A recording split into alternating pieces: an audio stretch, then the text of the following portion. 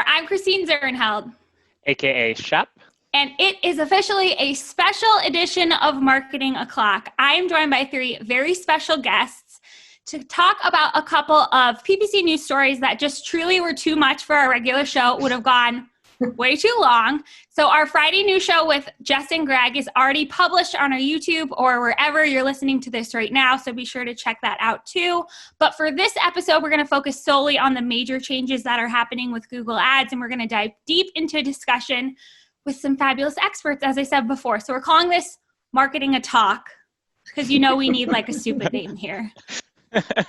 And you know I'm good at talking. Yeah, so that's what we're going with, Marketing a Talk. So first, I will introduce our guest. You know her and love her, the organizer of ppcchat and president of Neptune Moon. We have Julie Bacchini. Thank you so much for being here today. Oh, thanks for having me. I'm excited for this. Us too. And then we are also joined by another PPC expert, Andrea Cruz from the fabulous KoMarketing. Hello, Andrea. How are you? Hi, guys. Good, and you? Awesome. Thanks for being here. And then finally, we have a familiar face, Cypress North's own digital marketing and demand generation expert and a regular here on Marketing O'Clock, Mark Saltarelli. Mark, you had to be here, but thanks for taking the time. Of course, twist my arm a little bit, but I'm thrilled to be here because my favorite things are talking and complaining about these ad network giants. So really a little bit too much. Yeah, we're excited. So I won't hold you guys back anymore. There are a couple of really big things that have either been announced or speculated on over the past week in the world of Google Ads. So that is what we are here to talk about today. And if it's okay with you, I would like to start with what is, in my opinion, the most egregious. So we have a piece of confirmed news. I saw this first shared by Rachel at PPC Rachel on Twitter on Wednesday, September 2nd. And she had this notification in Google Ads that we all woke up to that morning. And it says, changes to the search terms report. We are updating the search terms report to only include terms that were searched by a significant number of users. As a result, you may see fewer terms in your search terms report going forward. So we've all had some time to process this by this point. But I will start with you, Julie. Why do you think this is such a hot topic in the PPC community, and what are people saying? People are saying a lot. I mean, I was involved in back and forth Twitter discussion up until I was getting ready to do this. There are a lot of opinions about it. I mean, Google clarified a little bit after the sort of initial news broke that they're doing this. They're saying that they're doing it for privacy. I have thoughts on that. But in general, I think less data, especially for paying advertisers, is never really a great thing. So I have concerns about this, especially for smaller advertisers who have smaller budgets and who have lower search volume, where you may have a decent number of terms that could hit this sort of ill-defined threshold, right? Like, what is significant? Nobody knows. Yeah. So it has the potential to be really problematic for advertisers of all sizes if you can't see those terms and negative out the ones you don't want. Definitely. And a big part of this that people are talking about is this comes I don't want to say on the heels, but it comes after we've already been dealing with close variants in our accounts for so long. So Mark, how do you think this news kind of meshes with the world of close variants, and how do you see it coinciding? Mm-hmm. Yeah. So, I've been very vocal about how I feel about close variant matching. I've been getting crazy things. So the other day I had one, and the keyword, it's for a manufacturing software. The keyword we're bidding on is electronic logbook. And the close variant match that we saw in the search terms report that had one click was not great. It was Epstein's logbook. That is insane. And that only got one click, so it would not appear in the search terms report moving forward, but that one click could have had a very damaging impact on this brand. They are one of the leaders in manufacturing technology right now, and if that one person screenshots that, it just doesn't, it's not a good look to be appearing next to news about Epstein. And we had no idea if that, in the future, that could happen, and we would have no idea that it happened and that we're driving traffic from Epstein. Like, that is crazy. Yeah. And just to think about like how many other small queries that are terrible close variant matches for like manufacturing productivity software, we had like, or no, the keyword was production tracking software, and it matched to produce tracking software and generated 2 clicks. Like, that was something that also, and it's like, these things are crazy. And there's going to be so many of these things that we won't have a chance to negative out. So I think the big thing is that in order to get that volume to be able to see them to whatever this mysterious significant number is, like, we're gonna have to be looking at negative keywords, like looking at search terms over a much longer period of time than we normally would, so that it reaches that volume threshold. It's crazy how much we're gonna have to spend on these bad matches before we're able to see them. Totally. And I just want to say, because Andrea and Julie, you're not always on the show. I laugh sometimes so I can avoid crying, because that was just a terrible story and I'm like laughing to it, which is crazy. But yeah, that's like a compliance issue and a legal problem, and something that our clients are going to want to know about. Imagine also if you were using dynamic keyword insertion for those queries, and just imagine the realm of possibilities that we could be talking here about. That is such a good point. Yeah, The things that could show up in your ads. That's really And you won't be thought. able to see it because you don't know it's happening, because you don't have the visibility anymore. Terrifying. It's that combo. I think it's that combo of the continued fuzzying up of the matches, and then taking away sort of this layer of visibility or protection that, you know, I mean, I've already over the last year been spending way more time in query reports and then putting negatives in.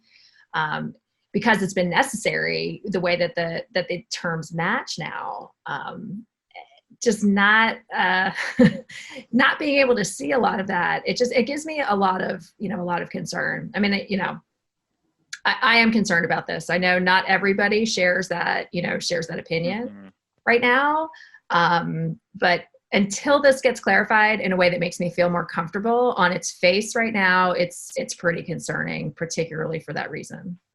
Definitely. And I think a lot of people do share your concerns. So another thing that Julie hinted at before was that Google cited data privacy as the reason for this change. And in a quote in Ginny Marvin's article for Search Engine Land, they said, "In order to maintain our standards of privacy and strengthen our protection around user data, we have made changes to our search terms report to only include terms that a significant number of users search for." So Andrea, what do you think is really the reason for this change? Do you buy this data protection story, or do you think there's more to it? I think there's more to it, and I'm gonna make you think about it with a question. When was the last time you saw personal identifiable data in your search query report?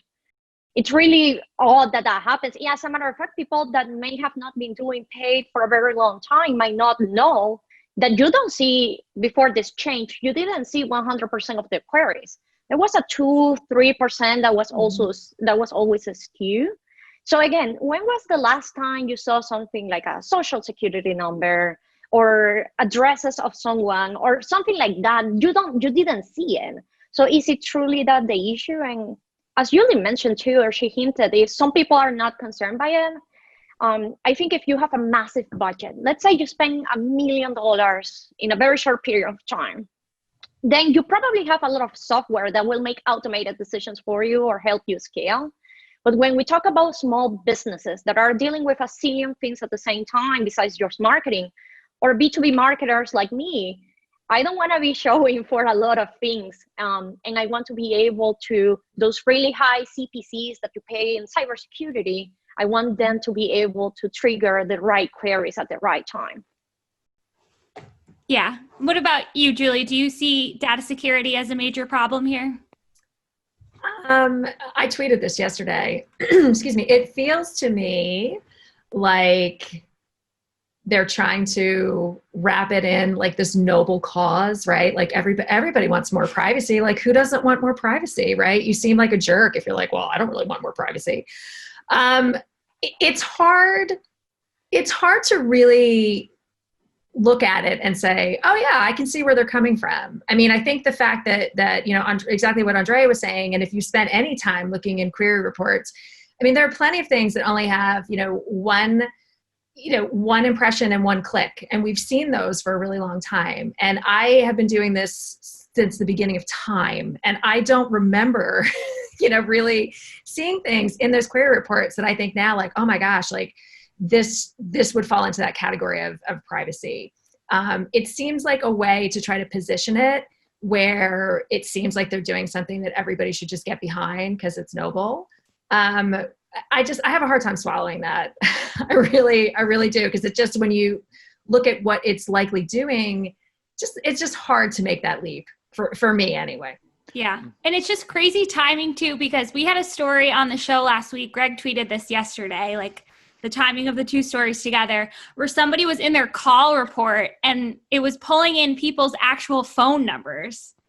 So like that is a data security problem right there, is pulling in people's phone numbers and like how long the call came in and all this information. But then you're going to take away search query information that we've had for all this time and nobody thought was a data security concern before. So I thought that was very interesting. Mm-hmm. Yeah, and it just seems so like lazy because they aren't really explaining why it's a privacy issue. They're just saying, oh, this is a privacy issue. It's just like they're trying to say like people to shut up, but they don't explain where the privacy issue comes in, because like I can't think of why that's a privacy issue. Like, please tell us why you think this is a privacy issue. There's no example, there's no case study, like there's nothing, no one has ever raised this concern before. So it just feels like they're just kind of throwing that out there. Yeah. And to Andrea's point, I think they've done a pretty good job up until now filtering out anything that was personally identifiable. Nothing is coming to mind in my mind at all where I've been in a search term report and seen something that was like icky or something that I felt like I shouldn't be seeing. Besides some really bad spelling. Stuff. I mean, there's icky stuff. Oh yeah. Let's be icky's not the right word, but not on that front. Not for privacy reasons. Right.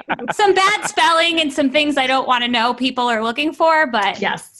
Nothing personally identifiable to my memory. So this is where we're going to get a little off the rails because I'm choosing to point this question to Mark, but I know I feel a little bit personally attacked by this. So I wanted to ask you guys, starting with Mark, do you think there is any malicious intent here on Google's part? So like jaded me, who's tired of these things from Google, says like, absolutely, yes, this is malicious intent. Like Google is out to push advertisers out of this. They want everything to be automated. They want us fiddling in things less so they can make more money. They're trying to push us out of the picture. But like that is like me to a T. So I think it's malicious, but I do want to like take a step back and like act like, okay, I am not Mark Saltarelli. Like, what is this? And I think the intent that's there isn't necessarily malicious. I think their intent is to generate more revenue, which will have malicious effects on us. But the intent is more of like a corporate greed mentality in my mind. And it's really showing that Google like really hasn't taken any time and actually care how advertisers actually use their platform and what is important to them. They don't care about that. They're not concerned about what is important to the people using Google Ads. They're really just trying to make more money. So like they aren't necessarily outright trying to sabotage our performance, but it's a very clear side effect of them trying to get us to spend more money. So really for me, it's just an abuse of corporate power. They know they have us, we can't leave, and they're just trying to nickel and dime us while we're stuck here as much as they can on these bad matches. But like right now, I'm really angry about this, but I'm just looking at it and I'm like, you're just gonna keep trying to push us and push us and push us. And eventually people will start leaving because they won't be making any money on Google Ads. So I think eventually they'll have to pedal backwards. But yeah, so I think it's malicious to them, it's malicious to us, but I don't necessarily think that's the intent. Yeah. Julie, do you have any thoughts on the intent here or the bigger picture on Google's part? I wouldn't characterize it as malicious. Do I think that it's going to harm a lot of advertisers? Yeah. And I don't know that that was necessarily part of the thinking that went into this.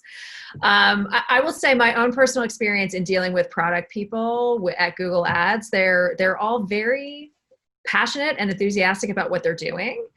But when I have raised the question about like transparency into data, when it comes to things like, I know we're going to talk about this later, but like the responsive search ads, like you don't really have a lot of insight into data. My experience has been that the people involved in working on these products often are genuinely a little bit perplexed of like, but why would you need to know that? It's a really interesting, just like difference in perspective as far as what's needed and what's desired by advertisers. So I wouldn't go so far as to say that I feel like this is malicious. I think it's going to cause harm, but I don't think they set out to cause harm, intentionally. I think that this is part of the push towards less, more black box, like less transparency. So the automation of more things. I think that this is part of that, that train that has been out of the station for, a couple of years now. So that's sort of my take on it. I think, if do no harm is sort of, what they were trying to do, which I would not put that as Google's motto at all. They're failing miserably at this part, but I don't think that people were sitting around the room like, how can we screw over advertisers? I think that that's the net effect of what's going to happen. I think that the intentions and why this stuff is being done is different than that. But, we're left to deal with the aftermath, and we're left to deal with what it does, to clients and to accounts that, that we manage. So our perspective obviously is very different from whatever's happening inside the Google Hive. Mm-hmm. I know our team at Cypress North, we have like a marketing book club, and we read, it seems like forever ago, but Mark was on our team. So it was in the last year, OKR book, about how Google kind of started the concept of OKRs and how they work at the organization.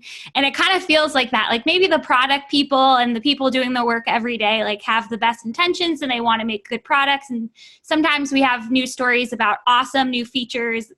There's new conversion optimization categories this week. We love to hear it.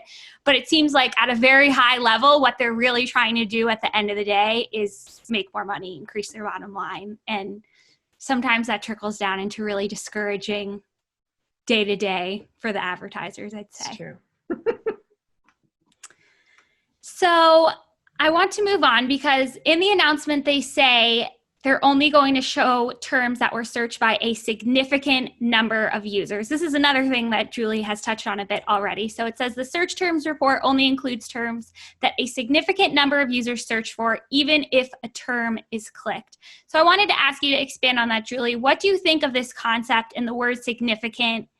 And who do you think will suffer the most from this change?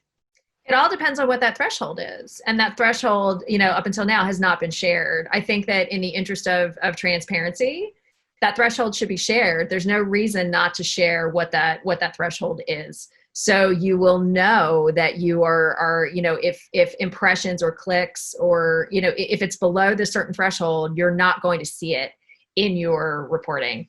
I think we don't know what that is. So that's causing, I think, a lot of agita because nobody, like, what is significant, right? Is significant more than 2? Is significant, more than 20? Is it more, like, what is that threshold? Because for smaller accounts or accounts that have lower volume, depending on what that, quote unquote, significant threshold is, they could lose access to a good portion of their data versus a bigger account. It might not matter as much, right? So like they're doing their volume on terms that they're never even going to come close to this threshold. So they're not as concerned about it. So I think one thing that Google could do that would sort of quell or at least clarify, and get people to think about this in a more tangible way would be to just come right out and say, hey, here's what those thresholds are. Because right now we're imagining the worst, right? Yeah. Is it 2 clicks? Is it 20 clicks? Right. Who knows? No idea. Who knows? Andrea, what are your thoughts? I was going to say some people started doing the math. If I only take out the clicks I've received 1 click, I'm going to end up losing 25% of my search queries. And some other people have gone and say, well, if we're talking about 5 clicks, it might be 50% of the clicks I receive in a regular day or in a month. So as Julie said, it's what is the threshold? Because in very small accounts that only spend maybe $100 a day, that could be a really big portion of what they get. So is it a way for me to spend more so I can see more? Or what do I do? Yeah. Mm-hmm. And I also wanted to get your thoughts on a tweet from Jonathan Hochman yesterday, which I think made a really good point, at J.E. Hochman on Twitter. He said, if these other terms are insignificant, then Google shouldn't charge for them. When Google takes our money, they should be 100% transparent and report every single search query that was charged, which I think is a really good point. Like, what's significant to Google is so different than what's significant to the advertiser. And I also saw people yesterday saying, for their accounts, like you guys have said, if you have a huge account, this might not be that big of a deal. You might only look at things that are getting a lot of clicks anyway, but there are advertisers on Google Ads and clients of ours that just isn't the case for, and every click counts and they really want to stretch their budget, and this just isn't looking out for them, and I think they could really suffer. Well, how would you know, right? I think that's the other part too. Like, if you're an advertiser, you are a paying customer and you are paying for every single one of those clicks. So I think the larger question is, what obligation does a Google Ads, or any network for that matter, where you're paying per click, what obligation do they have to their advertisers to have full transparency on exactly, where that click should be attributed to? I would say they have a duty to 100% show you where your money went. I'd be interested in hearing what the argument is from a platform as to why it should be less than 100%, as an advertiser. Yeah, I'd love to hear it too.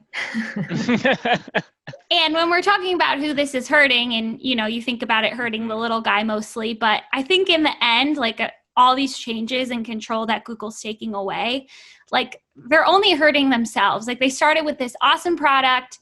There's no one else matched, no other platform in the industry that, does the same thing that Google Ads does.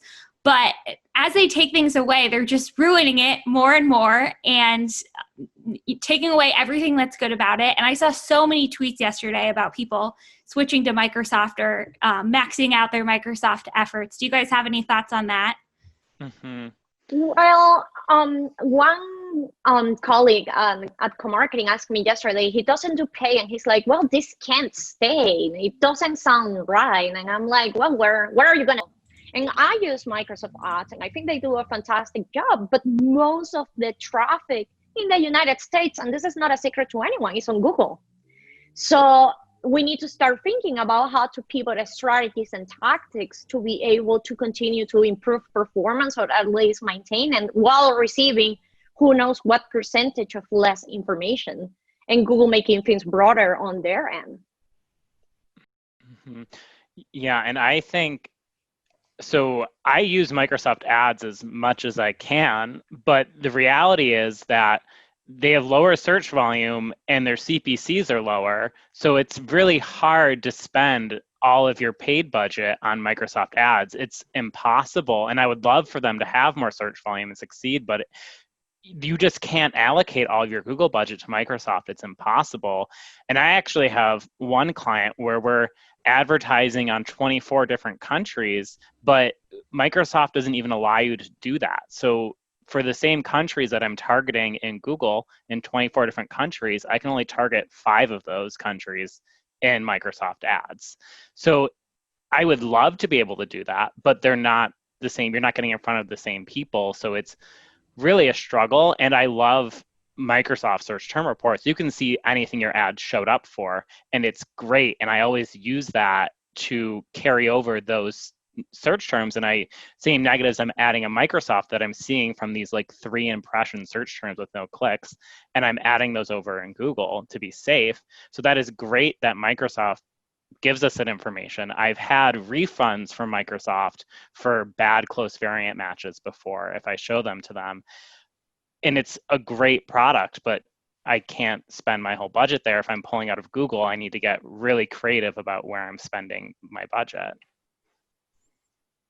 And I did want to try to end on a positive note here. So I'll pose this question to you to start, Andrea. What do you think marketers can try to do to overcome this and thrive despite this change in Google Ads? Well, there are a few things. I mentioned one already. I think dynamic keyword insertion has to be something treated very carefully today, because we are not going to know what is actually being added to our copy. And as Mark said, anyone can go and take a screenshot and make a big deal of something that wasn't your fault per se. The other thing is being very cautious with anything that it's dynamic, like dynamic search ads combined now with BMN, which is not BMN. It's broad with now clicks that you are not going to know where they are coming from. So I would be very cautious with any of that. And last but not least, something I do with my clients prior to this is I like to always try to add the landing pages that I'm going to be using into Keyword Planner, because I get so much B2C traffic for my B2B clients. So I try to use Google's ideas of what they think and try into advertisers and bulk upload those as negative to try to save me some time in the future. That's great advice. I Julie, love do you that. have any thoughts? Yeah, excuse me. I think that this is going to, I mean, just for myself and thinking about the accounts that I'm working on, I mean, I'm always an advocate of trying to be pretty tight in your focus in what you are choosing to advertise on paid, because, you know, I mean, the very concept is you're paying for every single click. So, you know, I don't think that you want to be pretty focused to begin with. I think I'm going to have to look at that at even like another level and see, you know, especially with the way things are matching, you know, it will probably cause me, at least in the short term here, until we either get more information or we see how this all shakes out, to recommend being a little bit more conservative. You know, it's interesting to me that this kind of flies in the face also of Google likes to tout all the time about how many brand new, never been seen before queries happen every day, every week, every month, right? They trot that number out all the time. And they're doing it to try to get you to advertise more broadly, right? Because they're trying to say, well, you're missing out. You know, if you don't do this, there's like new queries every day and you're not going to get them. You know, and it's just, and so it like, to me, this is a little bit at cross purposes with that line that they've been throwing out for years. It's like, okay, well, if all those queries are out there, shouldn't I have a chance to kind of know what they are and That's see such if a good maybe they're point. applicable? So that's the other part of this that really bugs me, because they've been pushing that narrative for 2 to 3 years now. And this seems to fly directly in the face of that. Yeah. It contradicts a lot of things they said. Yeah, and I think it brings up another great point too, that you're not just using the search terms report to identify bad matches, but you're also looking for new keyword opportunities that might be lower volume, but really on the mark keywords that people might convert on. So it's not only causing wasted spend, but you're taking away possible future opportunities to target really qualified keywords.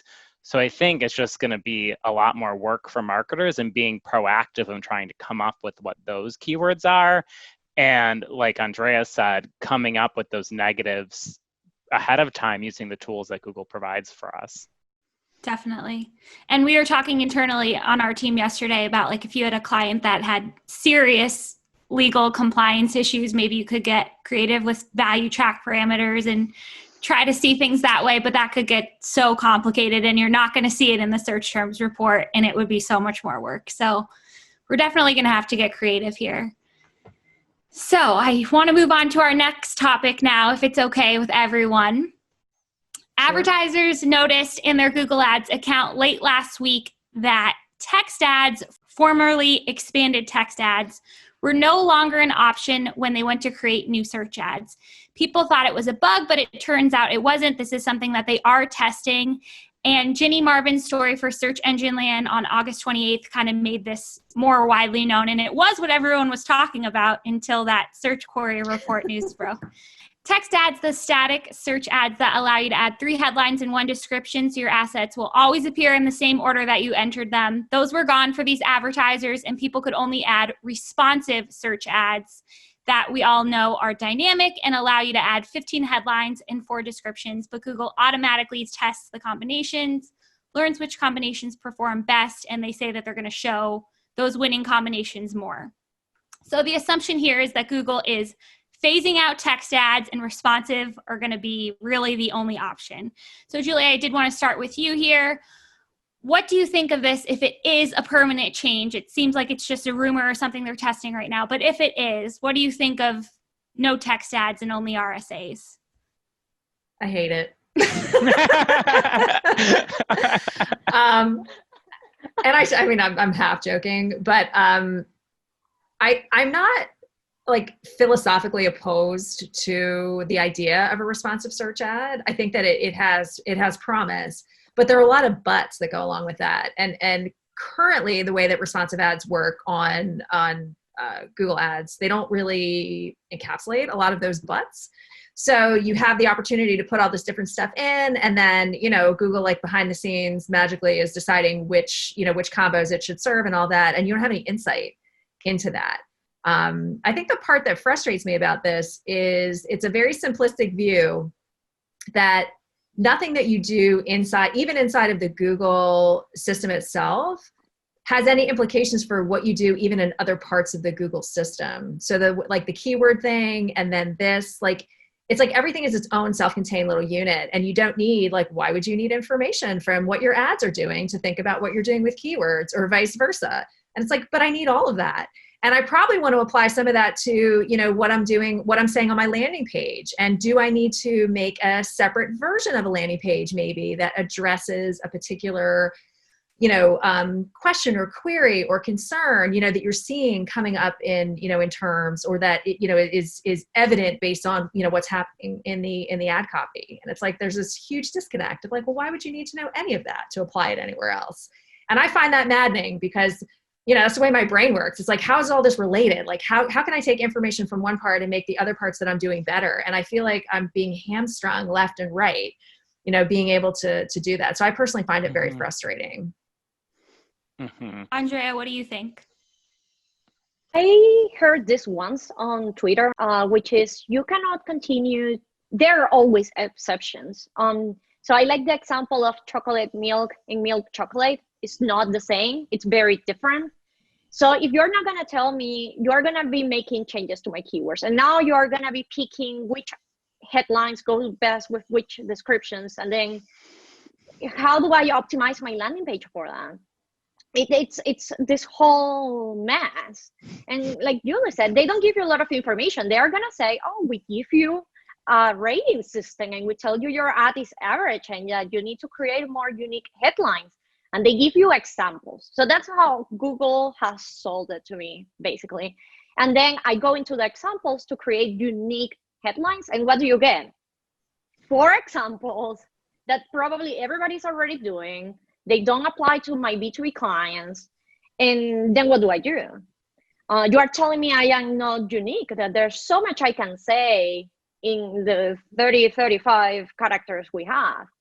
So give me my data and let me optimize from there, because maybe the whole ad is underperforming just because of one headline, and let me take a little bit of power so I can improve upon. Mm-hmm. Yeah, and I think that speaks so well to what Julie and Andrea are saying, that the big thing is all of these changes incrementally might not be a big deal, but it's the combination of them which makes this really frustrating. It's the perfect storm. They definitely must have some communications issues at Google, that maybe that should be one of their OKRs, to improve communication of how these new features work together, because it's really the combination which is the headache of trying to get these things to work together. But I will say one thing that why this isn't terrifying for me is that I had the shower thought today. So with RSAs, if you only pin one headline and one description to each of the different positions, it will only show that one. So technically, you will still be able to do an expanded text ad if you just pin one thing to every single position. So you can still do an expanded text ad. It's just going to be a pain in the ass. It's going to be way more work to do an expanded text ad. And it's they're trying to twist our arms into doing RSAs by making a standard ad harder to create. Yeah. And Mark, they could always take that away too. The ability to pin. It seems like they're taking things away all the time.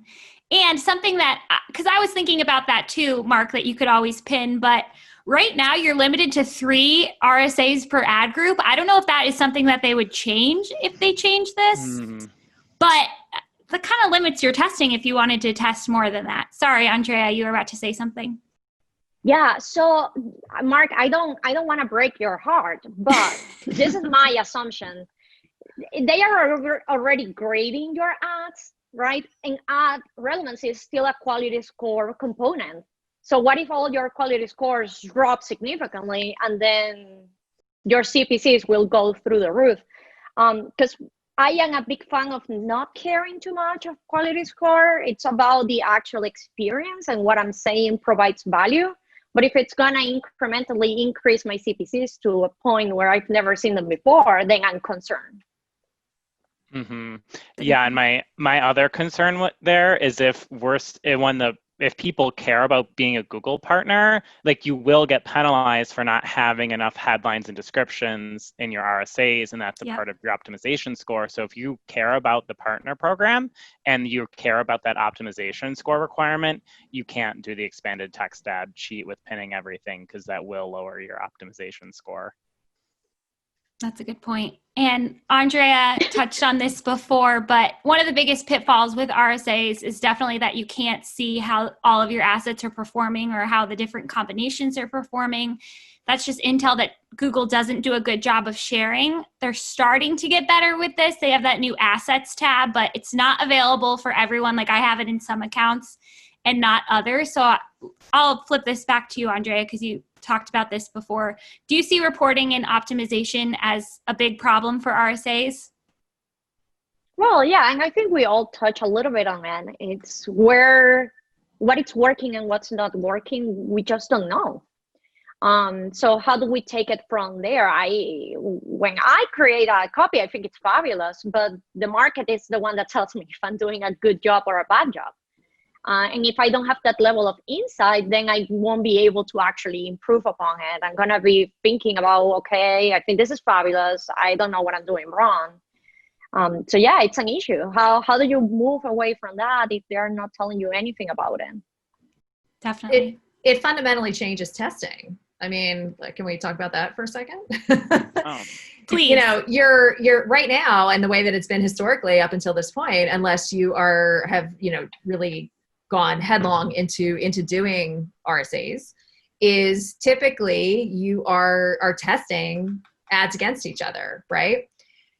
Well, this kind of turns that on its ear if you're not able to create specific versions of ads and you want to run them against each other. So the whole concept of coming up with an ad that performs well and then testing other ads against that to see if you can beat your winner. How do you do that if all you have are the RSAs? So like that, the traditional mode of building ads and testing ads and doing all those things, like that's about to get turned on its ear if this is implemented in the way that it seems like it's going to be implemented. So I mean, obviously we'll roll with whatever we have to roll with, like we always do with the random acts of Google, but it's big. I mean, that's big. Yeah. And so far, it seems like Google's dynamic ad reporting is really relying on that good, better, best approach. Mark, do you have thoughts on that? Does that cut it for you? No, because what does that mean? Like everything Google does is so vague. Like we are vague when we were getting the SMB grants. It's like they aren't telling us what an SMB is, and then we get this number of search terms that you're not going to show us. You don't give us a number. It's vague. And they're giving us good, better, best for the relevance of our ads. It's just like it's average, below average, or above average. And it's like, what does that mean to me? Like, how am I supposed to improve it if I don't know what's wrong with it? It's just like, can you just like give us some data, like some answers? Like I don't, like your words mean nothing to me. Well, we don't need a kindergarten report card for our ad performance is essentially what we're getting. Needs improvement. I'm just saying. So satisfactory. Well, yeah, I like the little circles they give you in dynamic ads, and it's like you could use some better headlines in here, and I'm like, cool. And they'll be like, you're missing this headline from like this other ad that's doing really well, and it'll be like a headline that has like a one-word difference, and I'm like, oh, so you want me to say like this one thing and use a different like preposition? I'm like, oh my God. Yeah. Sad. So before we move on to our final topic here, you guys have already touched on this a little bit, but does anyone have any positive thoughts or how marketers could adapt to this change in particular? Mm-hmm. I think the biggest thing is just you have to be proactive. Like we have to start preparing for this if it's going to happen. So if you aren't using RSAs, now is the time to start trying and practicing and figuring out how to use them. And I think to what Julie said, like trying to figure out how we're supposed to run tests with RSAs and how we can do that and what that looks like. Like I think now is the time to start experimenting that, so that when the change does happen, we're not left not knowing how to run these accounts for our clients and make impactful change. So I think start practicing now in a lower risk situation, figure out a formula and get used to using RSAs so that when you have to, you're prepared. Great advice. What else are you going to do? For me, I think, and I do this today, which is I always pin my call to action in the headline. The reason being is, I don't know if Google is only talking about how wonderful my client is, but it's not telling ultimately the user what they're going to get or what they're going to see when they land on the page. So that's key for me. And the other thing I think a lot of people forget, even if you start pinning things around, yes, Google allows you to add 3 headlines and you could pin them or not, and you can add as many descriptions as you want. But Google is not showing the 3 headlines all the time. It's not showing even the first description completely all the time. So be very cautious about what you put, especially at the beginning of your ads on the descriptions. And I personally, I am a big fan of pinning the call to action in headline 1 or 2. So I know at least it will show. That's a really good idea. The other issue I was going to bring up is compliance. I know there are a lot of businesses that don't have compliance related issues, and that's wonderful. But there are quite a few different industries where you have varying levels of compliance that you have to deal with. Some are really intense, like financial services and that type of thing. Like it's super intense. And then you have others where it might not be at that level, but clients can be very, it depends a lot on your client, and it depends a lot on what level of approval are they requiring also. So it introduces a whole other level of potential, communication you need to have with clients. So my recommendation would be, if you are working in compliance heavy industries, you're going to need to have a conversation with your clients about this, because I guarantee this is going to be a major headache. And if you're not, if you have clients who are very, who want to approve like every little tweak and every little thing that happens with ads, you better start talking to them about this now before it becomes like the only way that you can do stuff, and kind of like prepare them for the fact that like, hey, this change is probably coming and this is how we're going to have to handle it. You can approve all of the elements and we can do certain things to try to like nudge it to do what we want it to do, but we could very well be losing a lot of control over, how this is. So I would do that work with those personality types now, so that you're kind of laying that groundwork for when, it gets to a point where it's like, okay, well, this is how we have to do it. And you don't want them to have a total bird, at that point. Definitely. Get ready now. Mm-hmm. Great advice. So I would love to talk about text ads all day, but we have one more discussion topic here because advertisers received another fun notifications from Google Ads this week. It says, as of 1 November 2020, we will begin adding a fee to your next invoice or statement for ads served in these specific countries. Ads served in Turkey, a 5% regulatory operating cost added to your invoice or statement. Ads served in Austria, a 5% Austria DST fee added to your invoice. And ads served in the UK, a 2% UK DST fee added to your invoice or statement.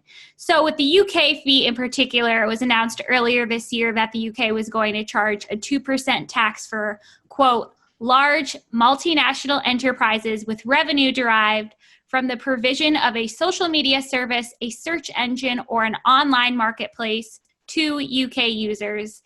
And Google, with this news, is essentially announcing that they are passing this fee on to the advertisers. So I'll start with you here, Julie. What do you think of this news, and what do you think it means for advertisers using Google Ads? I'm going to start with the positive. At least they're being 100% transparent. Yeah, unlike some other stories we've had today. Well, yeah. I mean, look, is anybody surprised that they're passing the fee on? I mean, do we really think that they're going to eat 2 to 5% of revenue for advertising in this market? No, they're not going to do that. I would say this to me is like, I tweeted about this today too. Google Ads is so bad at positioning things and rolling things out. Like for the amount of resources that organization has, it shocks me how they really don't know how to speak to the audience who's going to be receiving the information a lot. So I feel like, it is what it is, right? If you're doing business people are mad because it's like, well, I'm not a huge multinational corporation, right? I'm a small advertiser, but I'm doing business on a platform that like meets that criteria. So should I have to pay that 2% tax? I mean, I feel like that's a question that could probably, you could debate for days, but I mean, I don't know. This isn't something that's going to get changed. They're passing this on because they don't want to absorb it. So, if you're advertising in those markets, you're going to have to just start, baking that in. I mean, that's just the new reality, which kind of stinks. Mm-hmm. And when the UK government announced this tax, they said they wanted to tax these, quote, large multinational enterprises, but they didn't say anything about taxing the advertisers, like Julie said.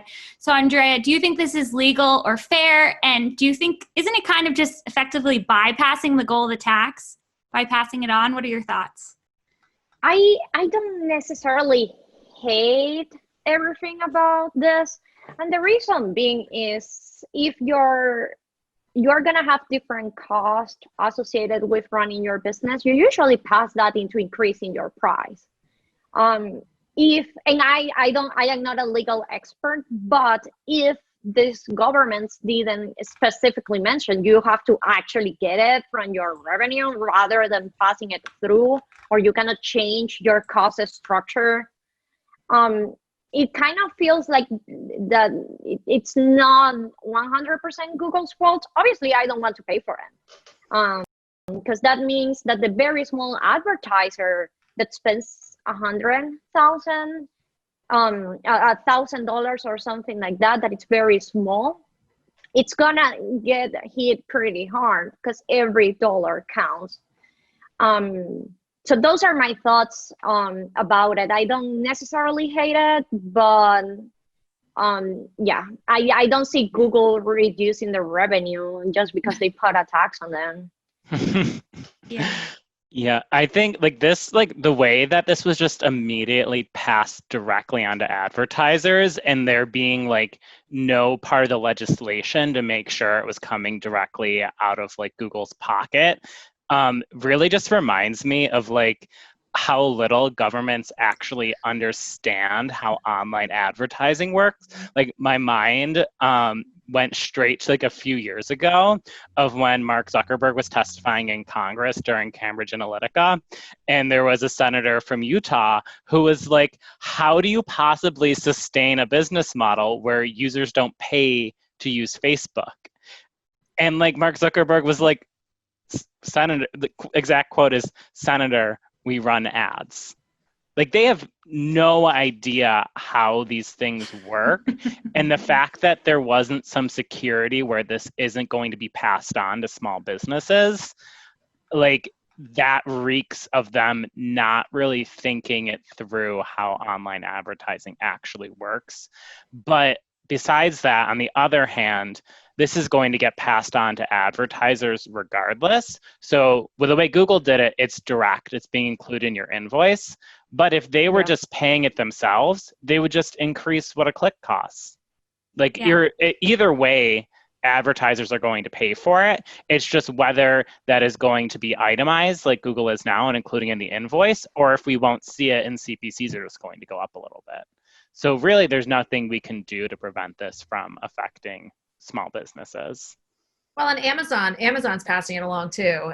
So, I mean, I feel like it's probably only inevitable that we will get information forthcoming from the rest of the platforms as well as to how they're planning on handling it. But Google's not the only one. I mean, Google made it November 1st. Amazon, I think they made it effective September 1st. So they're getting right to the point. It's a little race. Did they announce September 1st too, like Google did with the search terms report? Hey, I think they did. Like, I don't do work in Amazon ads, but I did see some people, tweeting about that. Like, hey, Amazon, so I feel like with any of these taxes, it's going to be, unless there's something specifically in the legislation that says you can't do this. What company, I mean, and that's just business, right? Like as Andrea was saying, like you pass on when your costs increase, sometimes you just eat it. But most of the time it kind of creeps in and it increases, the end cost for your users. So I fully expect that all of the other platforms that are selling advertising, if they are being hit with this tax in those different countries, you're going to see it manifest in one of the two ways, either directly passed on or, the cost per clicks are just going to, they're just going to creep up to cover it. Yeah. So what I saw with the biggest problem with this, with Google Ads in particular, is that they're taking away like the granularity with location targeting. You can't target people who are just in a location anymore. It's people who are in or regularly in. So considering that with Google Ads in particular, do you guys think there are any specific steps that marketers should take to prepare for this change? Well, I guess like speaking to that point, I guess you can still exclude a direct location. So you'd have to literally only target that location, then exclude everything else to like control that cost. Like, I don't know how Google's planning on doing that. Like, are they going to charge you the tax when that person actually isn't there, or how are they reporting on that? So that kind of raises a red flag on like what internal systems are they having there if they're not even letting us monitor it. But I think for me personally, I think the biggest thing that advertisers have to do with this is start communicating to clients now, or if you're internal, whoever your internal stakeholders are. And it's not going to be difficult. You can just take your numbers and model them now as like, if the tax was happening now, this is what our results would be. Because you have to start setting those expectations. Otherwise, in a year from now, they're going to be like, why is our cost per conversion up? And it's not going to be much, but they're going to be asking why it's not an improvement year over year, and you're going to have to account for that tax. So would start communicating that and make some sort of model so they can see directly how the tax is going to affect their performance on any of these networks. I think that's excellent advice. I was going to say about the exclusions. I'm a huge fan of doing a lot of exclusions anyway. And it seems ridiculous that I have to spend time doing this.